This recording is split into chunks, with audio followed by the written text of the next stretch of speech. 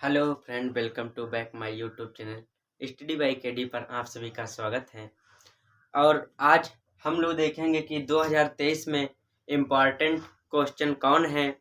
Chemistry में ठोस अवस्था जो लेसन है आपका, उसमें से देखेंगे कौन इम्पॉर्टेंट है।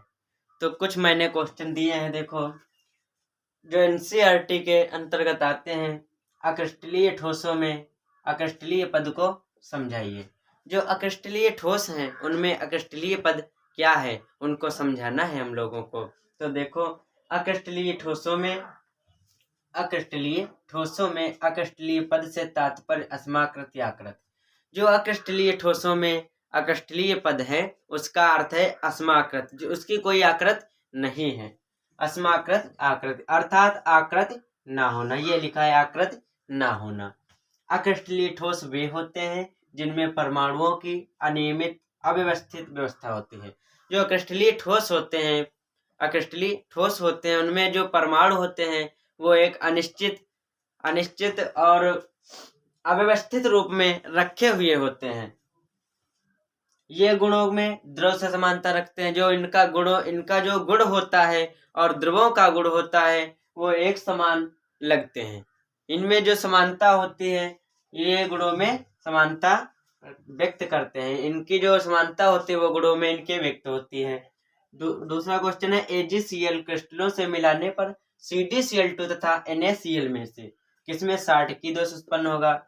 Important question. तो इसमें होगा CdCl2 में। CdCl2 के कारण 60 की दोष उत्पन्न होगा। जो NaCl में है, NaCl में Ag एक है, AgCl दूसरा है, CdCl2।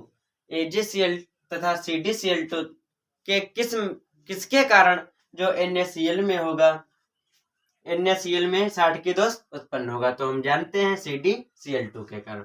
अगला है, रिक्तिका को परिभाषित कीजिए। रिक्तिका क्या होती है? लिखा है, किसी क्रिस्टल के अंतर्गत संकुचित धातु परमाणुओं अथवा आयनों के मध्य उपस्थित स्थान रिक्तिका कहलाता है। क्या कहलाता है? रिक्तिका। जो परमाणु होते हैं उनके बीच में जो खाली स्थान होता है, जैसे ये परमाणु है, तो इनके बीच में ये खाली स्थान है, ये रिक्तिका कहलाता है। फिर अगला है क्वेश्चन, पदार्थ की अतिचालकता को परिभाषित कीजिए। पदार्थ की अतिचालकता क्या होती है? तो पदार्थ की अतिचालकता को परिभाषित कीजिए। पदार्थ का एक निश्चित ताप पर उसमें इलेक्ट्रॉनों के प्रवाह में कोई प्रतिरोध ना हो। जैसे एक पदार्थ है, उसे ताप दिया जा रहा है, ताप देने पर भी उसमें कोई, उसके जो इलेक्ट्रॉन है उनमें प्रवाह में कोई प्रतिरोध ना हो, तो क्या कहता है? उस पदार्थ की अतिचालकता कहलाता है।